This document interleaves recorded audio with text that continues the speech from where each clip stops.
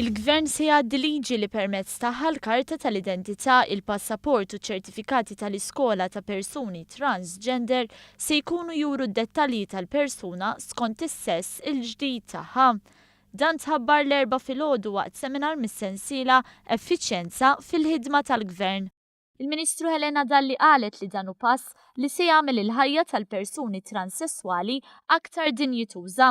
Tul il-5 seminar minn sensiela li qed jiddiskutu it-tnaqqis fil-burokrazija, Helena Dalli fissret kif il-liġi l-ġdida mistennija tgħaddi fi żmien qrib.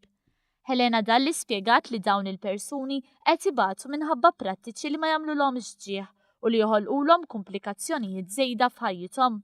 Hija semmit diversi inizjattivi oħra li qed jidħlu fis-seħħ biex tonqos il-burokrazija fosthom fis-simplifikazzjoni tal-liġijiet eżistenti u anke titjib fis-servizz pubbliku.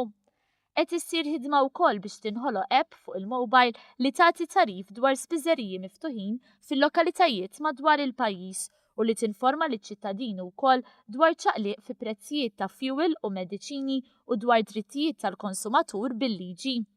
Il-Kummissarju għas-Simplifikazzjoni u t-tnaqqis tal-Burokrazija Anthony De Celis fakkar kif il-Gvern daħal għall-isfida li jnaqqas il-burokrazija żejda b'25% kif kien imwiegħed fil-manifest elettorali. Sostna li l-korruzzjoni hija taxxa żejda u li għalhekk qed issir ħidma biex din tkun miġġielda u jonqsu ċ-ċirkostanzi li jkunu jistgħu jwasslu għal każi simili. Intant il-kelliem għall-Gvern Carmelo Abela stqar li jekk tonqos il-burokrazija jirbaħ il-pajjiż għax isir aktar kompetittiv. Iżda jirbħu wkoll il-ħaddiema tas-servizz pubbliku u ċ-ċittadini nfushom li jingħataw servizz aħjar mill-Istat Malti.